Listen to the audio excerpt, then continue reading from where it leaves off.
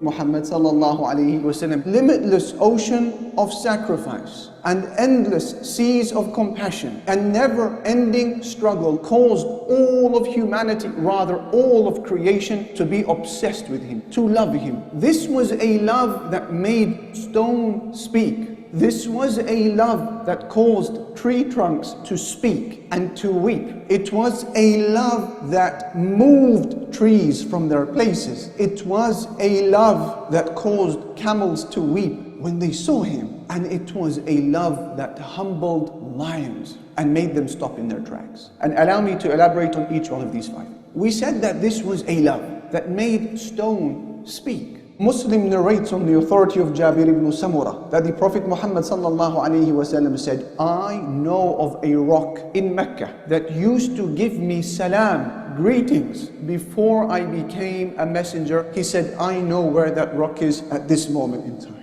Imagine, before he became a messenger, a normal human being without prophethood or revelation, he would walk past a particular rock. That rock would say to him, Assalamu alaikum, O Messenger of Allah. Love that caused stone to speak. Inanimate objects would continue making their voices heard in his presence. Abu Dharr, the companion, he said, I myself was present on a particular day when we were sat in a study circle with the Prophet Muhammad sallallahu alaihi wasallam, and in his hand were pebbles, and then the pebbles began to glorify Allah subhanahu wa ta'ala. We heard the sounds of the pebbles speaking. Abu Dharr said, in that gathering was Abu Bakr and Umar and Uthman and Ali, and all of them heard the voice of the pebbles saying, Subhanallah, Alhamdulillah, in the hand of the Prophet of Allah sallallahu alaihi wasallam. It was a love that caused rocks to speak. It was love that caused tree trunks to weep. Muslim narrates on the authority of Jabir ibn Abdullah that the Messenger sallallahu alaihi wasallam used to give the khutbah, the Friday sermon, next to a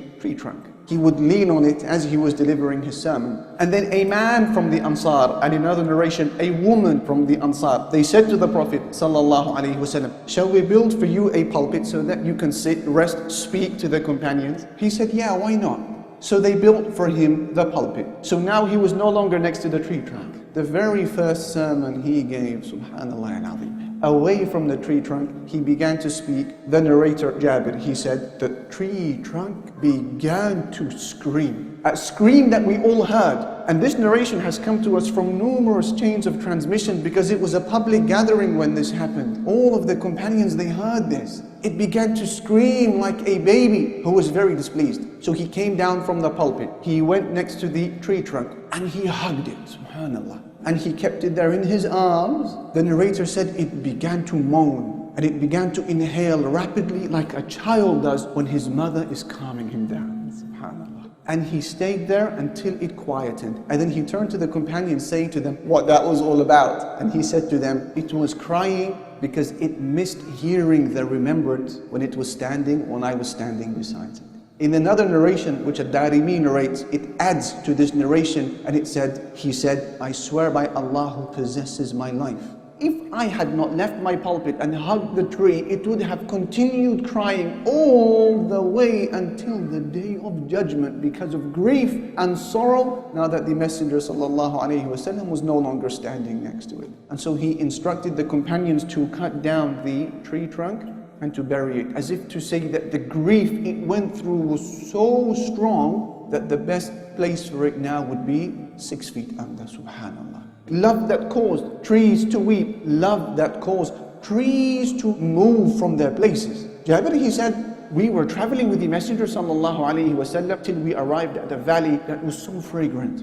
And the Messenger sallallahu alaihi wasallam needed to relieve himself, to respond to the call of nature. He said, and I was following him carrying a container of water. He looked around to find anything which he could cover himself with. He couldn't find anything. So he looked to the right side of the valley. He saw a tree by itself, and the other end of the valley there was another tree. So he made his way to one of the two trees. Jabir said, I followed him and I saw that he was pulling one of the tree trunks or one of the branches from the tree, and then he said to the tree, he spoke to the tree. He said to it, follow me by the permission of Allah subhanahu wa ta'ala. He said, and therefore the tree began to pull itself out from the soil, obeying him, following him like the animal that is obedient to its master.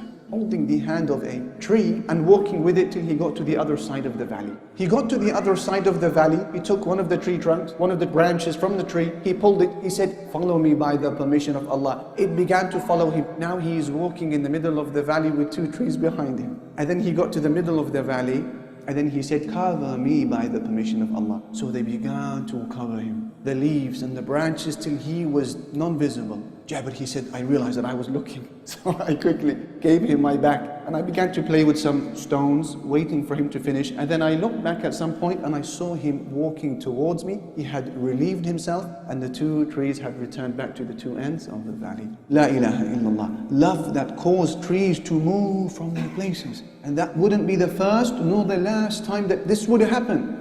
Ya'la ibn Murrah, another companion, he said, 3 things I will never forget seeing in front of me happening with the Prophet Muhammad sallallahu alaihi wasallam. He said one of them was a day when we were traveling with him alayhi salatu wasalam, and then he was resting to camp, and when he was asleep, a tree got up from its place and began to move, pulling itself out from the soil, ripping the roots out from the earth and walking as if it was a human being till it got to right in front of him, and then it covered him. He was asleep, alayhi salatu wassalam. And then the tree removed itself and went back to its place. When he woke up, alayhi salatu wassalam, Ya'la ibn Murrah, he said to the Prophet sallallahu alaihi wasallam, "When you were asleep, you won't believe what happened. X, Y, and Z happened." He said to me, "Yeah, this is not strange." He said, "This was a tree. I sought permission from Allah subhanahu wa ta'ala to give salam to the Messenger of Allah sallallahu alayhi wa sallam, and so Allah gave it permission." A tree is yearning to give salam to the Prophet of Allah alayhi salatu wa sallam. So how can we become stingy, brothers and sisters, and not say sallallahu alayhi wa sallam? Allahu Akbar. Love that caused animals to weep upon seeing his radiant face alayhi salatu wa sallam. Imam Abu Dawood narrates on the authority of Jabir that the Messenger sallallahu alaihi wasallam once entered the garden of a man from the Ansar who owned camels. And the moment the camel saw the face of the Habib alayhi salatu wasalam, it began to weep. And so he made his way to the camel and he began to pass his hand over its temple until it relaxed and settled. Then he turned to the companions. He said, "Who is the owner of this camel?" One of the men from the Ansar, he said, "It's mine, O Messenger of Allah sallallahu alaihi wasallam." And then he gave him an earful. He said to him, "Will you not fear Allah with regards to this camel which Allah Almighty has placed under your possession? The camel just complained to me that you are making him go hungry and you're giving him too many tasks." Subhanallah. And finally we said this was a love that humbled lions and caused them to stop in their tracks. You have a companion nicknamed Safina. He is the one who's about to narrate the hadith that you're going to hear now. He narrates that he was once traveling by sea, and then I had a disrepair in the ship. It broke. I was on the verge of drowning. I was holding on to one of the planks till it took me to the edge of a coast. It was a jungle. I got onto my feet, and no sooner had I raised my head that I could now see a lion pelting towards me. Finished, game over. This is his janazah. So what is he going to say? He's going to remember Allah Jalla Jalaluhu and then his beloved Muhammad sallallahu alayhi wasallam. He will say, "Ya Abul Harith, father of Harith." This is one of the names of the lion in the Arabic language. So he said, "Abul Harith, ana Safina, Mawla Rasulillahi sallallahu alayhi wasallam." He said, "Abul Harith, lion, I am Safina, the servant of Prophet Muhammad sallallahu alayhi wasallam." He said, "Subhanallah," the lion stopped in his tracks. He said, and then it approached me very gently and it began to nudge me with its shoulder. I took the impression that it wanted me to go somewhere. I was lost. So there I am being pushed by the lion gently. It helped me find the way out of the jungle. And then it began to make very gentle noises as if to say, which my interpretation, he said, led me to believe it was bidding me farewell.